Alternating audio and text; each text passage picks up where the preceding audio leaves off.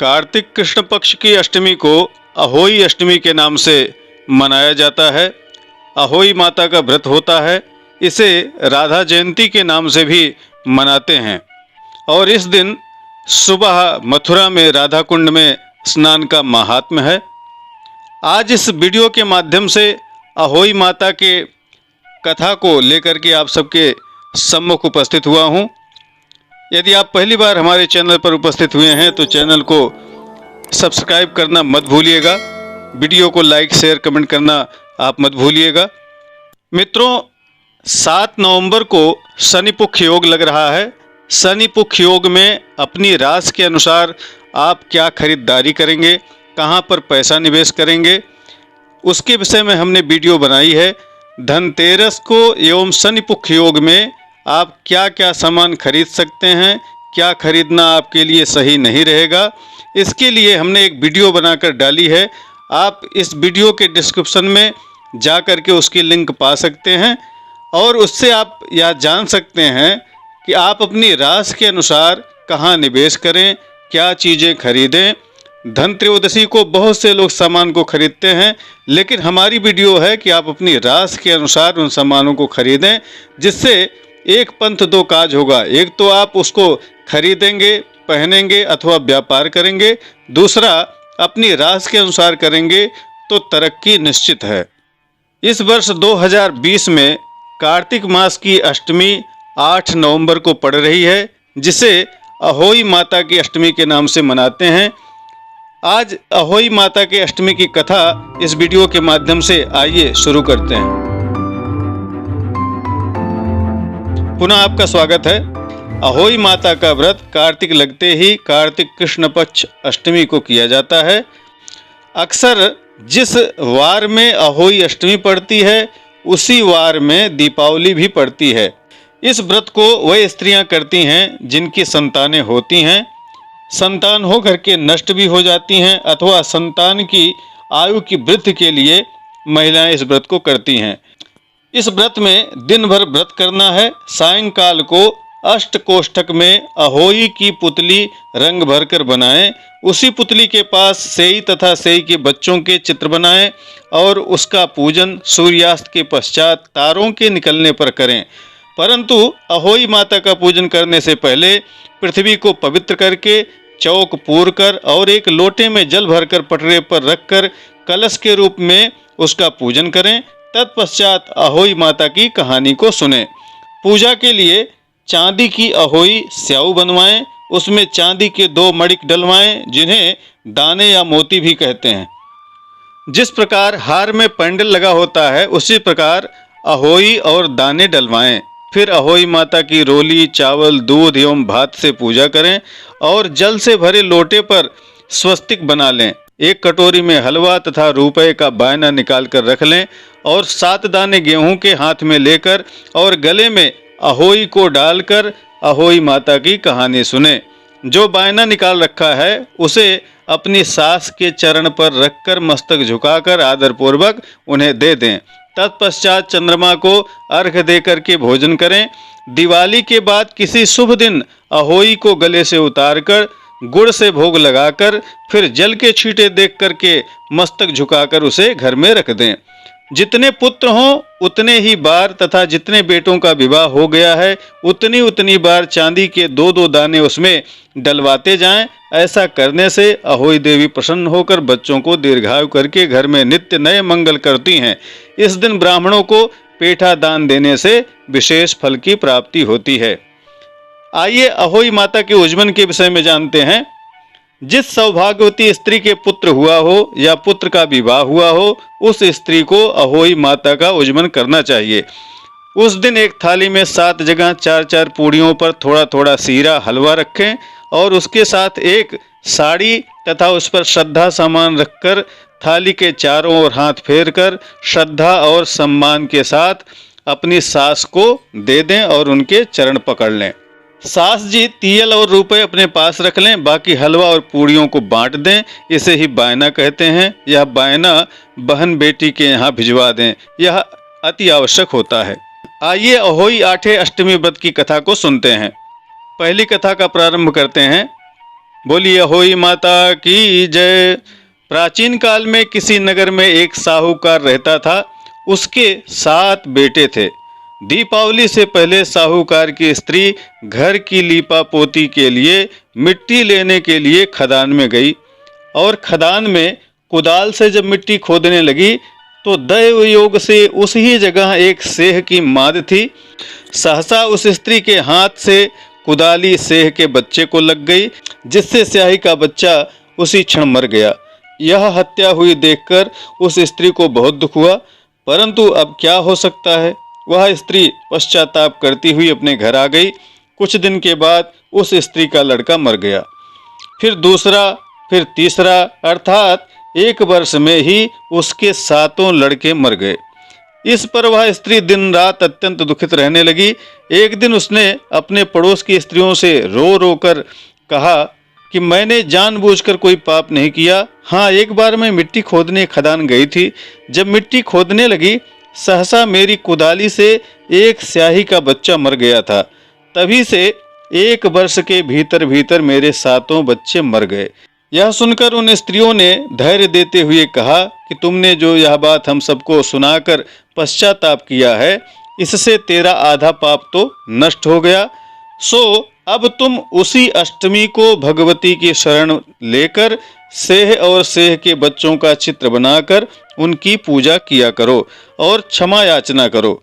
ईश्वर की कृपा से तुम्हारा समस्त पाप धुल जाएगा और तुम्हें पहले की तरह ही पुत्रों की प्राप्ति हो जाएगी।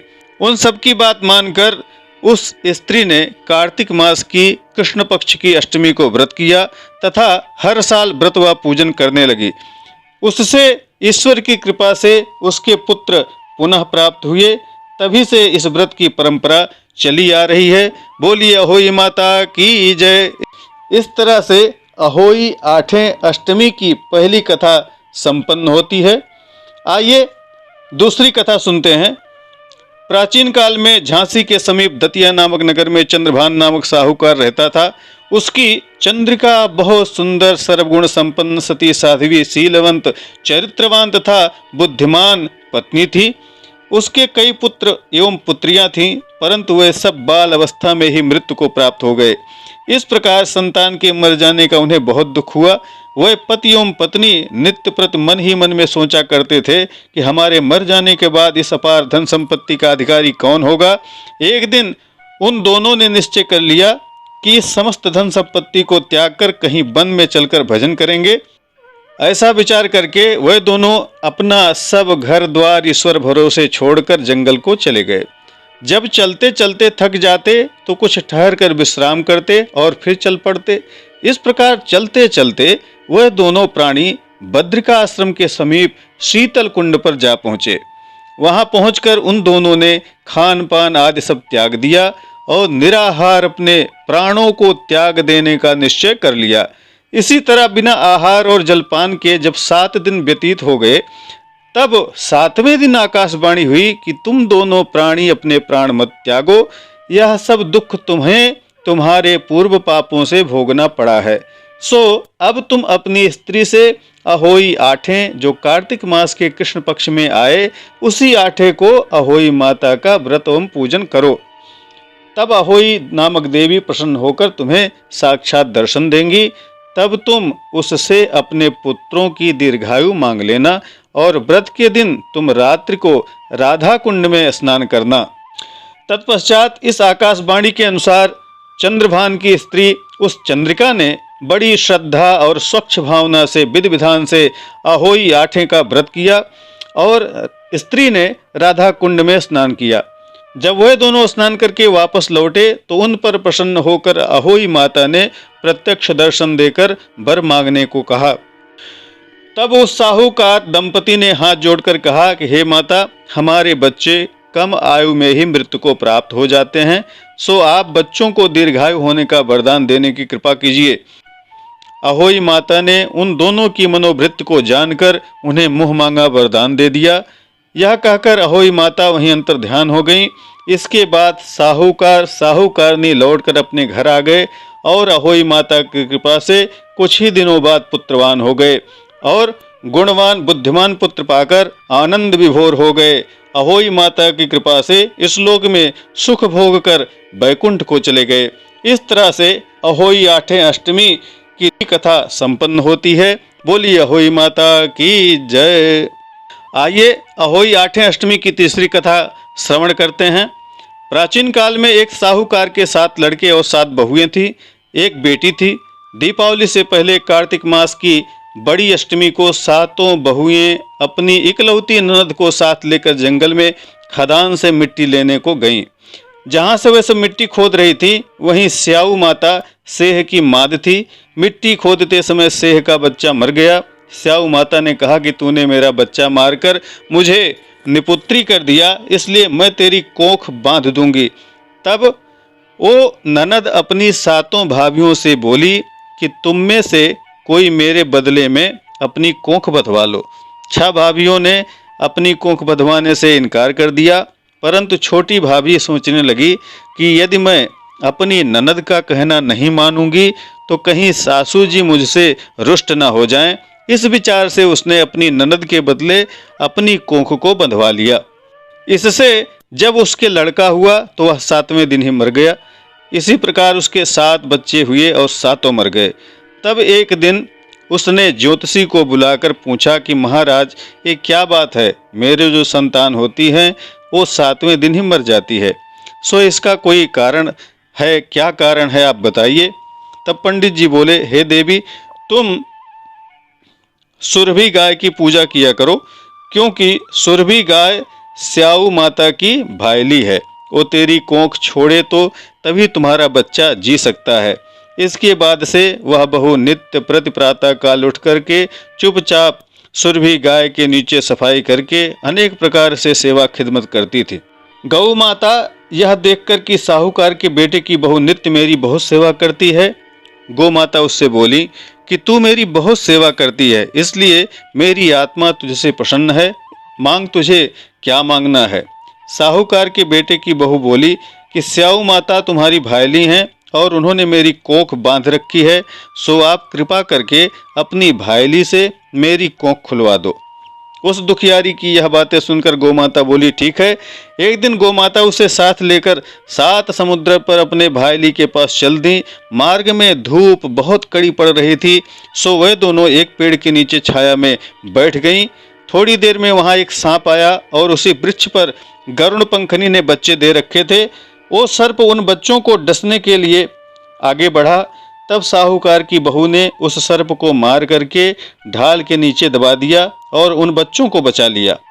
थोड़ी देर में गरुड़ पंखनी आई तो वहां खून पड़ा देखकर साहूकार की बहू को चोंचे मारने लगी।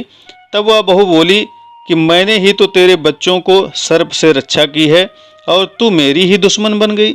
साहूकार की बहू की बात सुनकर गरुड़ प्रसन्न होकर बोली, तूने मेरे बच्चे को बचाया है, इसलिए मांग, क्या मांगती है। वह बोली कि हमें 7 समुद्र के पार स्याऊ माता के पास पहुंचा दे। तब गरुड़ पंखनी ने उन दोनों को अपनी पीठ पर बैठाकर लंबी उड़ान भरकर उन्हें 7 समुद्र पार स्याऊ माता के पास पहुंचा दिया। स्याऊ माता अपनी भाईली गौ माता को देखकर बहुत प्रसन्न हुई और बोली कि भाईली आज बहुत दिन बाद मिली है। फिर बोली कि बहन मेरे सिर में जुएं बहुत पड़ गई हैं। तब सुरभि गाय बोली कि मेरे साथ मेरी भक्तनी आई हुई है, वो तेरी सारी जुएं निकाल देगी। आज्ञा पाते ही साहूकारनी ने स्याऊ माता की चुन चुनकर सब जुएं निकाल दी। स्याऊ माता बोली कि तूने आज मुझे बहुत आराम दिया है, इसलिए मैं तुझसे प्रसन्न हूँ। आज जो चाहे वर मांग ले, मैं तुझे अवश्य दूंगी। तब साहूकारनी बोली कि वचन दो तो मांगू। स्याऊ माता बोली, अच्छा वचन दिया और कहा कि यदि मैं अपने वचन से फिरूंगी तो धोबी कुंड में कंकड़ी हो जाऊंगी। तब साहूकार की बहू बोली कि मेरी कोख तुम्हारे पास बंधी पड़ी है, सो कृपा करके खोल दो। उसकी यह बात सुनकर स्याऊ माता बोली कि तूने तो मुझे ठग लिया, मैं तेरी कोख कभी नहीं खोलती, परंतु अब तो खोलनी पड़ेगी। जा, तेरे घर तुझे 7 लड़के और उनकी 7 बहुएं भी मिल जाएंगी। तो घर जाकर मेरे 7 उजमन करना, 7 अहोई बनाकर 7 कढ़ाई देना। यह सुनकर जब वह घर लौटकर पहुंची तो वहां उसके 7 बेटे और 7 की 7 बहुएं घर बैठे हुए मिल गए।